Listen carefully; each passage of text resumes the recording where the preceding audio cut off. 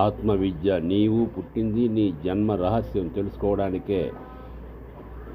దేవుడు దేవుడు అనుకుని కూర్చుంటే నీ జీవితం సరిపోదు, మానసిక బలం లేదు. అలాగే ఎన్ని సంవత్సరాలు చేస్తావు? దేవుడు మనిషిని సృష్టించాడు, మనిషి దేవుని గుడి సృష్టించాడు, కానీ మనం దేవుడు పూజలు చేస్తున్నాం కేవలం.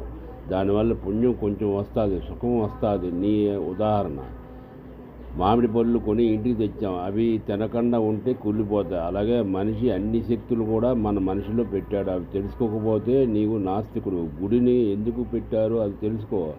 ఆ రూపాన్ని జపంగాను ధ్యానంగాను చెయ్యాలి. అప్పుడు నీ వెంట వచ్చేది భగవత్ తత్వం. ఒక ఒక రాయే భగవంతుడు అయితే మనిషి భగవంతుడు ఎందుకు కాలేకపోతున్నాడు? అజ్ఞానం అంటే తెలియనితనము.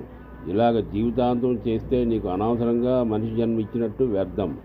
మళ్ళీ మళ్ళీ జన్మ రావడం కొన్ని వేల కోట్ల జన్మలు ఎత్తే కానీ మళ్ళీ మనిషి జన్మ రాదు. అందుకే ఇప్పుడే ప్రయత్నం చెయ్యు. విగ్రహమే దేవుడు కాదు, విగ్రహం లోపల దేవుణ్ణి చూడాలి. అలాగే ప్రతి జీవరాశులు కూడా నువ్వు దేవుణ్ణి ఉన్నాడని గ్రహించాలి, లేకపోతే నీ జన్మ వ్యర్థం.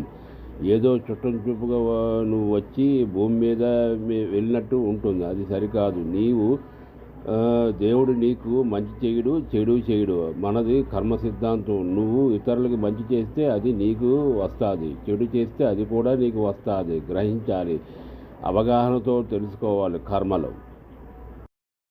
హరి ఓం రామకృష్ణాయ నమః.